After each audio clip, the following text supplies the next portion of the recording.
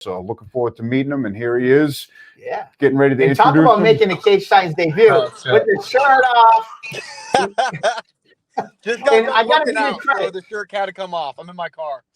Oh, and I got to give you credit. Like, you announced your own fight. You made your own highlight video. Like, that's what it's all about, man. I really appreciate it. You make our job easy. Right on. All right. I try to do that. Nice. And where are you in Cali? I'm in Southern California. I train at a few locations, but mostly Orange County, and then also out in the desert, Coachella Valley. I train out there as well, but mostly Orange County where I do my training. Nice. Are you born and bred out in Cali? Yeah, born and bred California, but I wrestled Division I in Virginia. So I was out in Virginia for 5 years competing, and then I coached out there on the team I wrestled for another 3 years. So I was out in Virginia for about 8 years. So I've been on the East Coast as well. I got my foot wet in the East Coast. One of our crazy fans said, "Is this guy a serial killer?" No, he's born and bred in California. He's got long hair with a shirt off. Of course, he's Californian. Are you ready for the cold when you come out here? I know. Yeah. See, I got to take advantage of this. I know when I touch down in Boston, I'm not going to be able to be shirtless in my car. I am aware of that. We have a heavyweight champion that refused. He won our title. In his clauses, he will not come here in the fall or the winter to defend his title. So the cold is really at play. And then we had another fighter that I had to front him some of his purse to get winter clothes when he came up because he had to buy jackets because he doesn't own a jacket. He came up from Florida. So, the cold is real out here. I know. I actually, my freshman year when I was in college, our conference tournament was at Boston University. So, and that was in early March at Boston U. So I've been in Boston competing. I know it's in Plymouth. In Plymouth, but I've been in Boston in the cold and I handled it okay. So I think I'll be good. There you go. Well, when you're from Boston, in the Boston area, everything's kind of Boston. So we Plymouth, we'll call it Boston too. I usually, when people ask me when I make fights, I don't say Plymouth, Mass. I'm like, oh, we're out in Boston, Massachusetts. And then, because it's just easier. Like, For sure. I just had to correct that because I'm like, oh, Plymouth. Okay. Technically not Boston. Like if you say Orange County and say LA, it's pretty much the same thing. It's if you're right from the East Coast and they said, yeah, near LA, I would be like, yeah, near LA. Yep. So you mentioned wrestling. I was going to ask what got you started. Was it the wrestling background that kind of got you into competing and fighting? Yeah, I was wrestling. It's actually a funny story. I was wrestling as a kid, and I was at they had summer camps at the local community college. And so I go to the summer wrestling camp where, they show moves or whatever. And in the middle of camp, they said there's going to be a fighter come in. And he's going to hand out cards for his next fight. And I was in first or second grade. And I was like, a fighter? What do they mean? Like a boxer? And then the guy came in and it happened to be Tito Ortiz because he was from Huntington Beach. And the camp was at a college in Huntington Beach. And so I'm a kid. I'm young, probably 8 or 9. And then Tito Ortiz walks out with his belt, talks to us about how wrestling helped him get good at fighting, and then kind of put on a highlight, and it was him when he was the champ around 02-ish. So that blew my mind. I never even seen that. And I'm like, wait, wrestling helped him do this? And then that kind of got me the seed in my head. And I was like, all right, I'm going to wrestle, but when I'm done one day, I do want to try this out. And then a bunch of things along the way. I had coaches who fought, run into other fighters, and then helped fighters get ready for fights. They used me as a wrestling partner. So that's kind of been constant throughout my career. But that initial one was when I was younger, for sure. Nice. Pretty cool. Before I ask you the question, I'm going to follow up on some of the people you trained with. Tyler Pimentel, you look like Inigo Montoya from The Princess's Bride. Have you ever seen that movie? That's pretty good. That's funny. Yeah. No, I've never heard that before. You killed my father. You killed my father. Yeah, I'm here to avenge him. There you go. I know the reference. I want you to know, Cage Titans, Cage Titans community is very unique. Our fans are, our fans love fighters, but they also have some crazy humor to them. So that I'm just giving you that. Yeah, I'm giving you that now. All right. I appreciate that. I appreciate the warning. I also will say this, and many of our fighters from out of state learn this. they love fighters, they love personalities, and they might boo the fuck out of you when you get here. But if you come up and show out, they're gonna love you. You know, we had champion from Florida, the party with probably one of our biggest stars outside of New England, our 55 lightweight champion, the Canadian badass Michael Dufort. People were booing him, but now like he left wearing a Boston Red Sox hat. He showed up wearing a Montreal Canadiens jersey, and he left wearing a Boston Red Sox hat. Okay. So if you show up and you show out, our fans will really rally around you. So, you know, a little bit of a warning, but also like some silver lining there.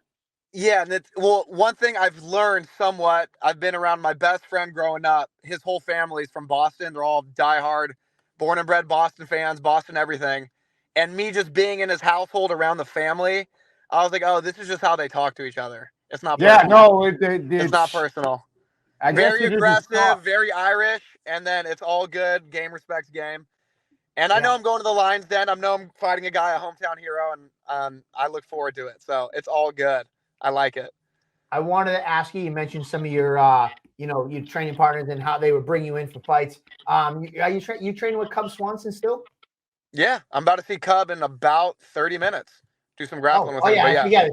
I'm like, it's 10 o'clock at night. What the fuck are you doing training? But I forgot you. Yeah. It's about to be 7 p.m. out here. But yeah, I'm about to see Cub in 30 minutes. We're doing MMA training right after this. And then he's my manager / mentor / coach.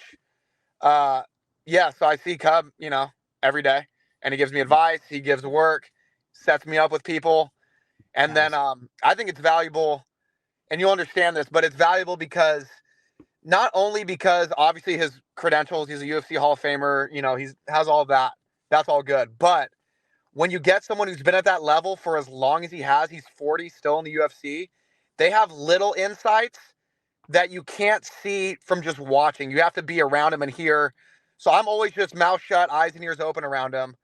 And he'll drop gems just sporadically as he's talking. And I'm like, oh, I would have never known that because I haven't fought in the UFC for 12 years, you know, but little things, technical stuff, mental stuff, you know, ups and downs of being a professional fighter for 12 years in the biggest organization. That's you know, there's things you learn that you have to be in it to know, that you can't just be a coach on the outside. And it's not a technical thing. It's almost an intangible.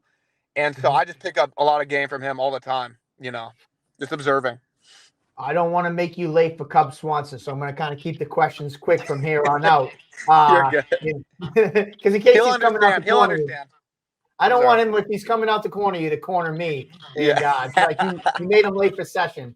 But jumping gears real quick, your opponent, Jay Perrin, you know, what do you know about Jay, and what are you looking forward to in this matchup? UFC veteran, a lot of tough fights. He's a game-bred fighter. He's durable.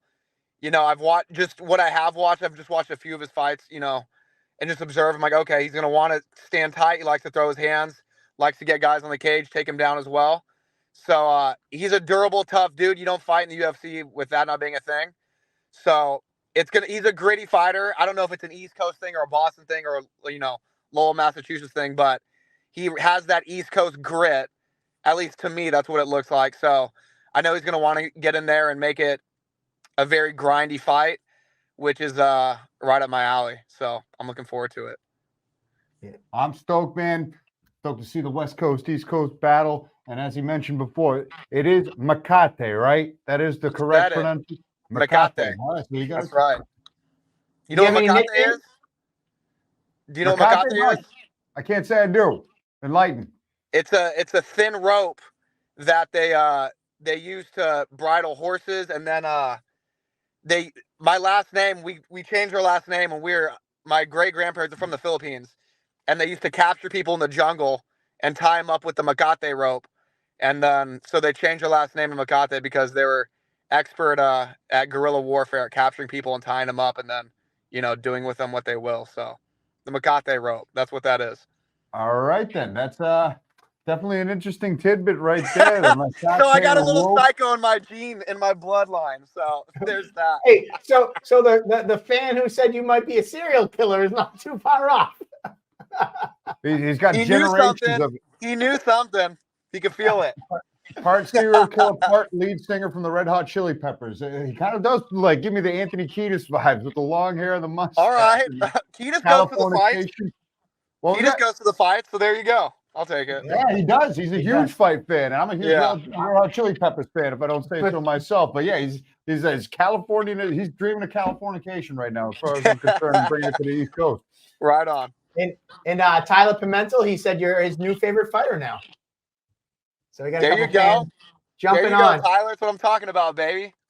All right. Well, it seems like you got 3 minutes to go until your 7 o'clock training session, 10 o'clock our time. So you got me in the elevator. Give me your elevator pitch for all the fans, why they should come in and watch Chris Mecate take on Jay Perrin March 30th.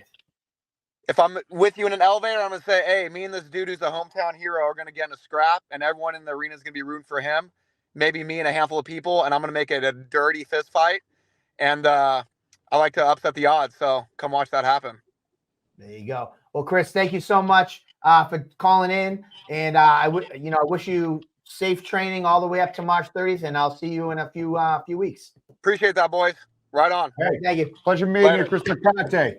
Man, that's why we do this for. Is somebody who nobody has heard of in Plymouth, Massachusetts is going to be fighting later this week. I want to be named after rope people used to abduct unwilling victims.